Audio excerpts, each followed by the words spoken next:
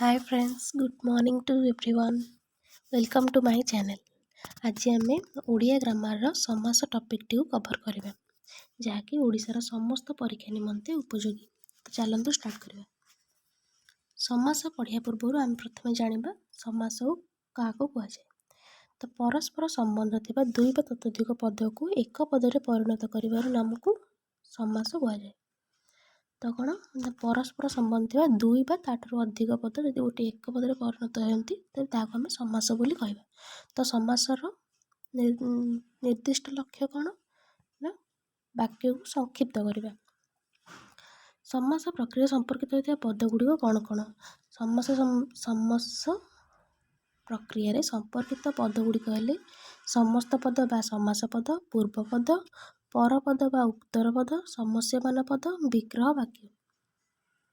तो आम जाना ये सब कौन कौन समस्त पद।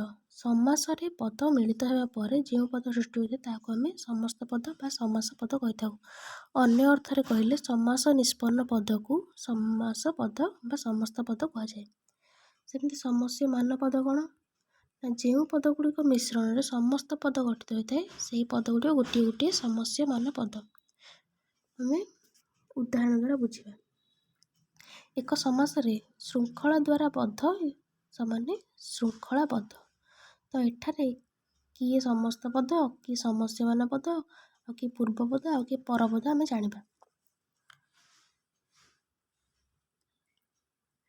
देख ए श्रृंखला द्वारा बद्ध हेले एथरे श्रृंखला हेउची पूर्व पद आ ए बद्ध होची परपद आ टोटाल रिजल्ट जहाँ बाहरला सेटा होची समस्त पद।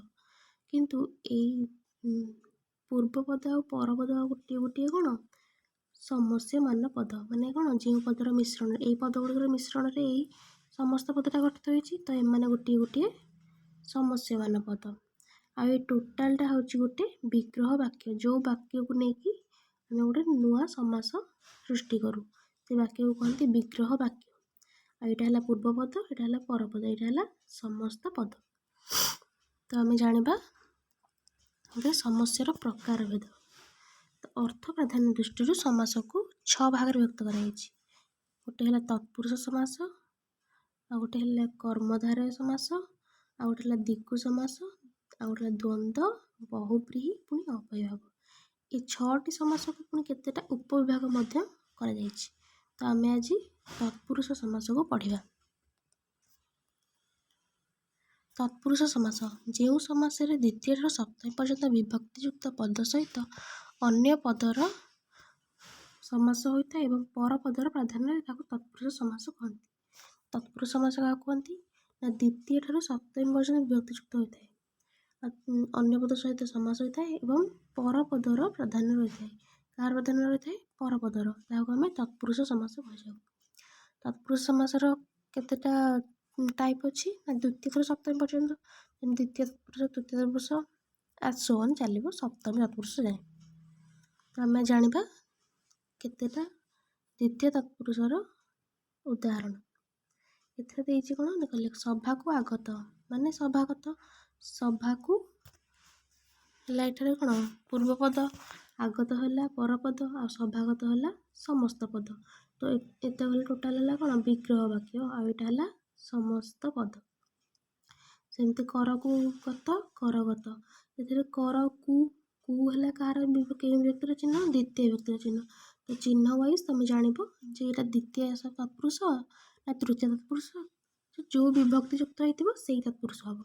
जमी कर को गत करगत, चरण को आश्रित चरणाश्रित, विपद को आपन्न विपदापन्न, विद्या को प्राप्ति विद्या प्राप्ति, काल को अतीत कालातीत, मन को छुआ मन छुआ, घर को मुहा घर मुहा। सेहीपरि धान बुणा माछ मरा बर धरा, बाघ भय पुट दिया धन प्राप्ति, बाट चला घर बाहुड़ा, पेज पिया पराश्रित, चोर भय बिरी बटा, वर्ष भोग्य गृहागत शरणापन्न, तेल पिया लुगा बुणा। ये समस्त उदाहरण इम्पोर्टाट। सेहीपरि आउ कौन हम ना व्याप्तार्थे द्वितीय। तुम जानते व्याप्ति अर्थ रे द्वितीय। तो जो वाक्य व्यापी ଶବ୍ଦଟି ୟୁଜ୍ ହୋଇଥିବ ତ ସେଠାରେ ଆମେ କ'ଣ ଜାଣିବା, ଏହା ଦ୍ୱିତୀୟ ତତ୍ପୁରୁଷ। ଯେମିତି ଚିରଦିନ ବ୍ୟାପୀ ସ୍ଥାୟୀ, ଚିରସ୍ଥାୟୀ, ମୁହୂର୍ତ୍ତ ବ୍ୟାପୀ ସୁଖ, ମୁହୂର୍ତ୍ତ ସୁଖ, ସମ୍ବତ୍ସର ବ୍ୟାପୀ ସେବା, ସମ୍ବତ୍ସର ସେବା, ଚିରକାଳ ବ୍ୟାପୀ ଶତ୍ରୁ, ଚିର ଶତ୍ରୁ, ଚିରକାଳ ବ୍ୟାପୀ ଦୁଃଖ, ଚିର ଦୁଃଖ। ତ ଆମେ ଆଜି ଜାଣିଲେ ଦ୍ୱିତୀୟ ତତ୍ପୁରୁଷ। ନେକ୍ସଟ ଭିଡ଼ିଓରେ ଆମେ ଅନ୍ୟ ତତ୍ପୁରୁଷ ଗୁଡ଼ିକୁ ପଢ଼ିବା। ଆଜି ପାଇଁ ରହୁଛି, ନମସ୍କାର। ଭିଡ଼ିଓଟି ଯଦି ଆପଣଙ୍କୁ ଭଲ ଲାଗିଥିବ ତେବେ ଲାଇକ୍ କରିବେ ଓ ଚ୍ୟାନେଲଟିକୁ ସବସ୍କ୍ରାଇବ୍ କରିବେ। Thank you.